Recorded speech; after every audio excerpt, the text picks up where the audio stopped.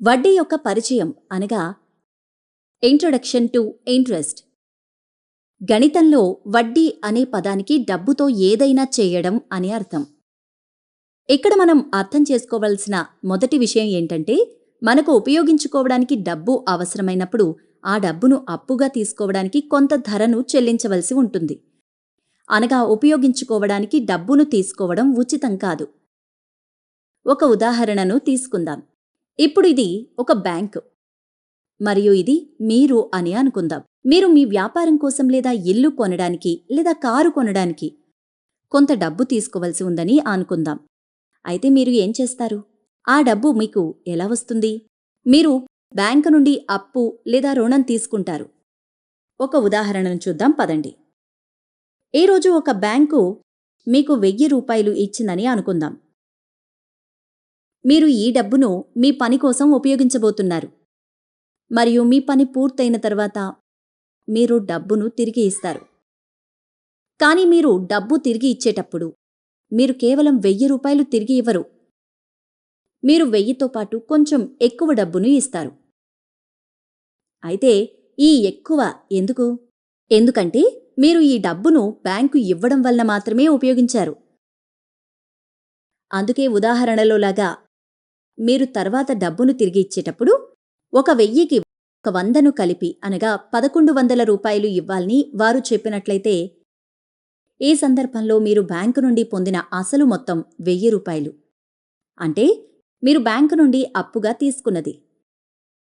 ఈ 1000 రూపాయలను ఉపయోగించుకున్నందుకుగాను మీరు బ్యాంకుకు ఇవ్వబోతున్న డబ్బు 100 రూపాయలు. కాబట్టి మీరు ఈ డబ్బును ఉపయోగించుకున్నందుకు బదులుగా చెల్లించబోయే ఈ అదనపు డబ్బు లేదా ఈ డబ్బు ఉపయోగించుకున్నందుకు బదులుగా మీరు చెల్లించబోయే రుసుమును వడ్డీ అంటారు. అందుకే ఈ సందర్భంలో 100 రూపాయలు వడ్డీ అవుతుంది. మరియు మీరు బ్యాంకు నుండి తీసుకున్న డబ్బును రుణం అనగా లోన్ అని అంటారు.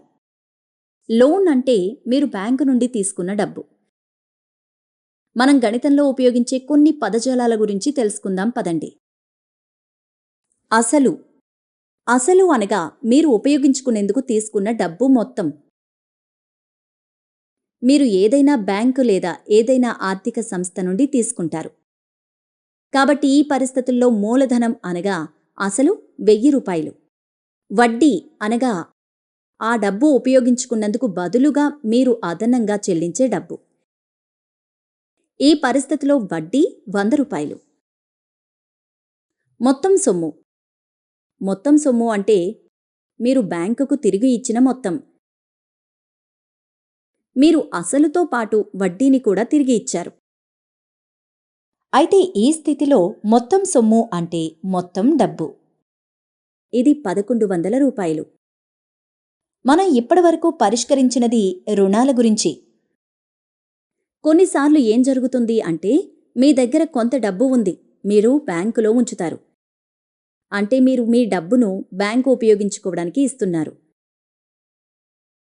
మీరు ఈరోజు బ్యాంకులో 1000 రూపాయలు ఉంచారని అనుకుందాం. అప్పుడు బ్యాంకు ఆ డబ్బును ఉపయోగించుకోబోతోంది మరియు తర్వాత బ్యాంకు మీకు ఎక్కువ డబ్బును తిరిగి ఇస్తుంది. బ్యాంకు మీకు ఒక 1000కి 100 రూపాయలు కలిపి తిరిగి ఇస్తుంది. ఇక్కడ వడ్డీ 100 రూపాయలు. దీని అర్థం బ్యాంకు తర్వాత మీకు 1100 రూపాయలను వాపస్ ఇస్తుంది. మీరు బ్యాంకులో డబ్బును ఉంచడం మరియు బ్యాంకు దాన్ని ఉపయోగించడం ఇలాంటి వాటిని డిపాజిట్లు అని అంటారు. దీని అర్థం మీరు మీ డబ్బును బ్యాంకులో డిపాజిట్ చేస్తారు మరియు ఆ డబ్బును బ్యాంకు ఉపయోగించుకున్నందుకుగాను మీకు వడ్డీని ఇస్తుంది. ఈ ఉదాహరణలో అసలు 1000 రూపాయలు, వడ్డీ 100 రూపాయలు మరియు మొత్తం సొమ్ము 1100 రూపాయలు. ఇప్పుడు మీరు జాగ్రత్తగా పరిశీలిస్తే మొత్తం సొమ్ము అసలు ప్లస్ 100కు సమానమని మీరు చూడవచ్చు. ఎందుకంటే మొత్తం సొమ్ము అనేది మీకు లభించిన మొత్తం డబ్బు.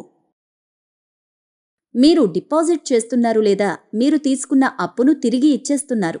అందుకే మొత్తం డబ్బు, అసలు మరియు వడ్డీ. దీని అర్థం మొత్తం సొమ్ము. అసలు ప్లస్ వడ్డీకి సమానమవుతుంది. ఇది మన ప్రశ్నలన్నింటిలోనూ ఎల్లప్పుడూ ఉపయోగించే సాధారణ సమీకరణం. మొత్తం సొమ్ము అసలు ప్లస్ వడ్డీకి సమానం. మీరు దీన్ని ఇలా సాధారణ రూపంలో రాయవచ్చు. A = P + I. మనం ఇప్పుడే పరిష్కరించిన ఉదాహరణలోని సంఖ్యలను నేను ఇక్కడ రాశాను. అసలు 1000, వడ్డీ 100 మరియు మొత్తం సొమ్ము 1100. మీరు ఈ సమీకరణాన్ని ఇలా కూడా రాయవచ్చు. I అనేది A - Pకి సమానం. I అనేది వడ్డీ మరియు 100 అనేది 1100 మైనస్ 1000కి సమానమని మనకు తెలుసు. లేదా మీరు P = A - I అని చెప్పవచ్చు. P అనగా అసలు 1000, 1100 మైనస్ 100కి సమానం. ఇది సులభం. వాస్తవానికి ఇక్కడ ఉండే సమీకరణం A = P + I. ఈ సమీకరణాన్ని వివిధ రకాలుగా రాయవచ్చు. అయితే ఈ ప్రధాన సమీకరణాన్ని పరిశీలిద్దాం పదండి. A = P + I. కొన్ని ప్రశ్నలను పరిష్కరించడంలో సాధన చేయండి. అసలు 3000, వడ్డీ 300. అప్పుడు మొత్తం సొమ్ము 3000 + 300 కలిపి 3300 అవుతుంది. ఇప్పుడు అసలు 5500 మరియు వడ్డీ 250 అయితే మొత్తం సొమ్ము ఎంత అవుతుంది? అయితే ఈ రెండు సంఖ్యలను కలుపుదాం పదండి. 5500 + 250 = 5750. తదుపరి ఉదాహరణలో మన దగ్గర అసలు మరియు మొత్తం సొమ్ము ఉన్నాయి. మనం వడ్డీని కనుగొనాలి. 11550 నుండి 11000 తీసివేద్దాం. మనకు 550 వస్తుంది. కాబట్టి మనకు వడ్డీ 550 వచ్చింది. తర్వాత ఉదాహరణలో మన దగ్గర వడ్డీ మరియు మొత్తం సొమ్ము ఉన్నాయి. మరియు మనం అసలుని కనుగొనాలి. మొత్తం సొమ్ము 10,040 మరియు వడ్డీ 2040.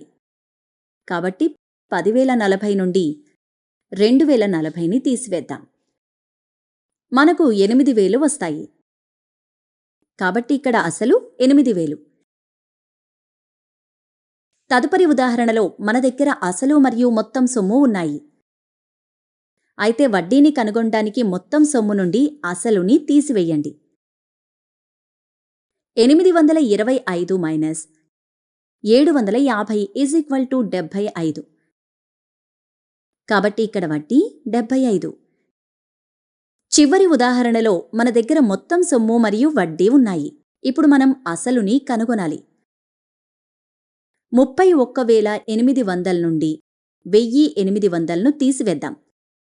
మనకు 30,000 వస్తాయి. ఈ విధంగా లెక్కించడం చాలా సులభమని మీరు చూడవచ్చు.